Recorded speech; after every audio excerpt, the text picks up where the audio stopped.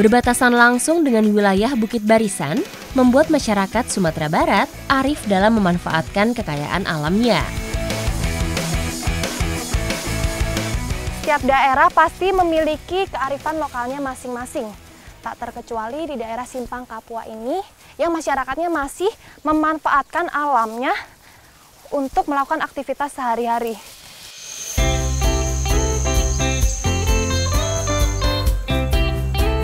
Bahan yang kami cari merupakan tanaman liar yang banyak tumbuh di hutan hujan tropis.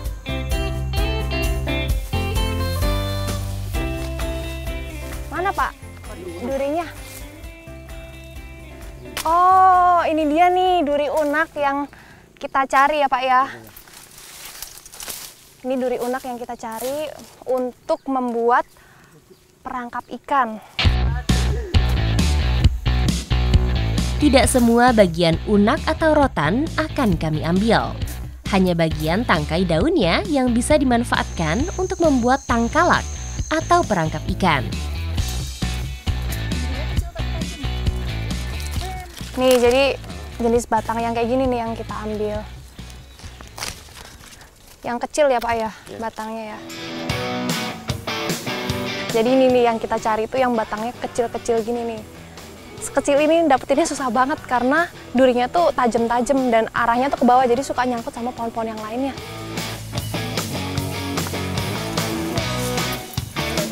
Meski sederhana, galah yang sudah dimodifikasi cukup efektif untuk memotong dahan lunak. Tinggal jepit bagian dahan, lalu tarik tali guntingnya.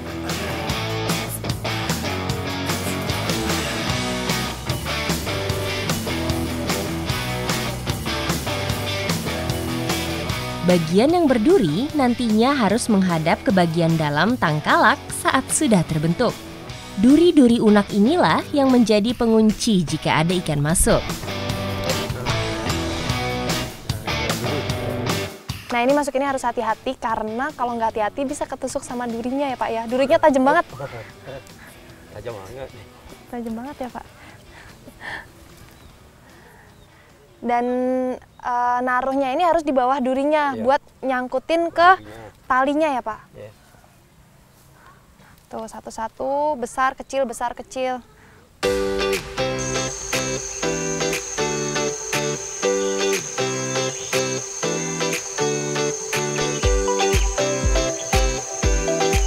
Dan ini naruh durinya tuh nggak boleh terbalik karena kalau terbalik itu nanti nggak bisa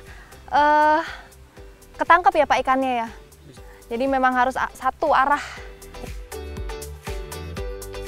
Jadi tangkalak ini semuanya tuh berbahan alami.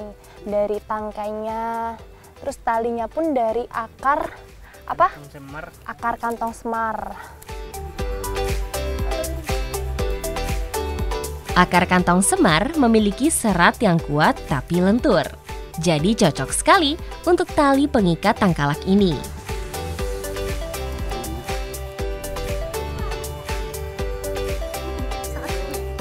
Untuk memperkuat susunan kerangka tangkalak, harus diikat dengan cara menganyam akar kantong semar secara menyilang. Nah ini udah selesai dan saatnya ditali untuk bagian ujungnya.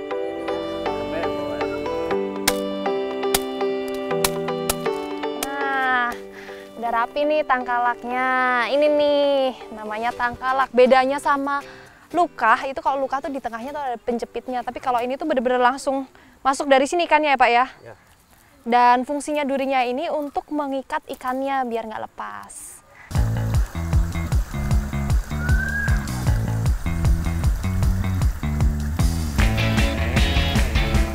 Ini jalannya harus hati-hati, karena kalau kepleset kecebur ke sini ya, karena sebelah sini tuh agak dalam.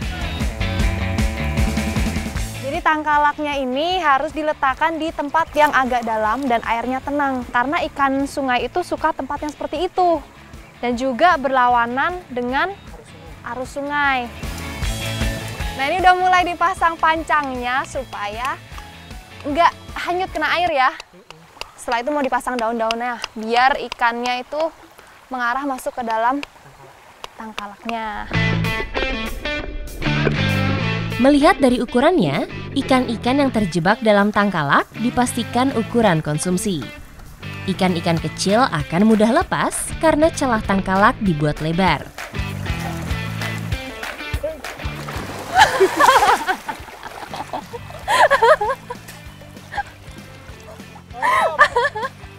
Hati-hati.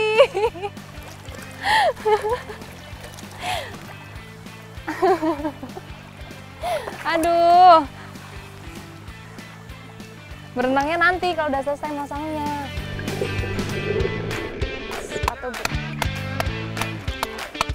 Oh ya, katanya tadi Pak Cai semalam udah masang tangkalaknya yang di bawah. Gimana kalau kita bantuin cek? Yang udah di sana? Iya, yang di bawah sana. Oke. Kita mau cek dulu nih tangkalak yang sebelah sana. Mudah-mudahan udah dapet ikannya ya. Yuk. Udah dapet Pak. Udah dapet ikannya? Coba tengok ya Pak. Ini nih tangkalak yang kemarin dipasang sama Bapak. Oh, udah dapet ya?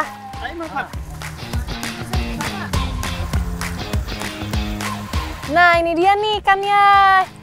Nih yang dipasang Bapak kemarin ya, tangkalaknya. Dan sekarang udah dapet ikannya. Gabus nih.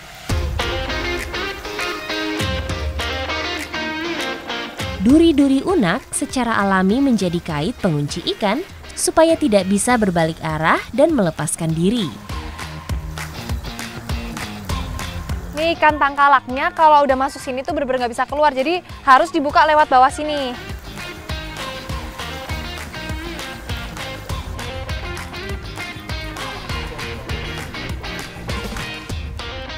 Sekarang kita akan mulai mengolah ikannya. Penasaran seperti apa? Ikuti jejak saya, jejak petualang.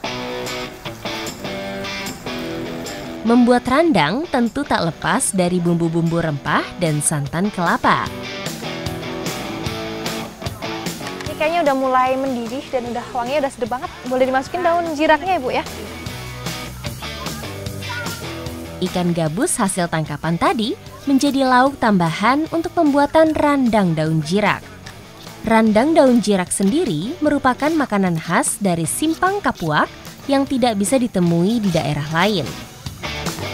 Bu, ini kenapa harus daun jirak, Bu? Kalau daun jirak itu enak. Oh, gurih. Bisa dimasak pakai ikan juga ya? Iya, pakai ayam juga enak. Pakai ayam juga bisa? Kayak apalagi ayam kampung, enak. Oh, Kali ini kita masak pakai ikan. pakai ikan. Ini ikannya udah boleh dimasukin belum, Bu? Bentar lagi ya. Bentar lagi. Jadi ikannya dimasukin, tunggu daunnya layu dulu. Jadi daunnya udah mulai layu, ikannya mulai dimasukin. Saat rendang mulai mengering dan masak, daun jirak akan menggulung dan menyerap bumbu randang. Makanan ini biasa disajikan untuk acara-acara adat seperti pesta pernikahan atau selamatan desa. Jadi kalau ikannya udah dimasukin, kita ngaduknya nggak boleh terlalu kuat. Kalau terlalu kuat nanti ikannya hancur. Aromanya udah enak banget, Bu. Boleh diicipin nggak nih? Boleh. Boleh ya, icipin dikit ya.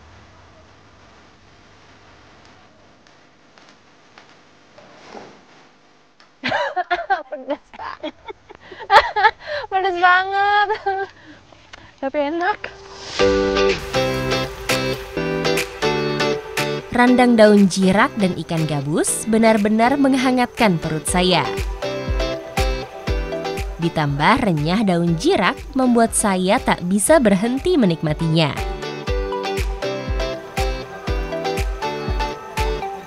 Ternyata daun jirak ini dimasak rendang dan dicampur dengan ikan itu rasanya enak banget.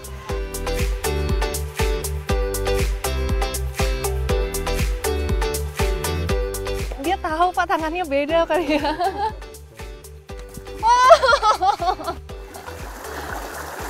Jadi teksturnya tuh lembut banget. Halus gitu kalau kena kulit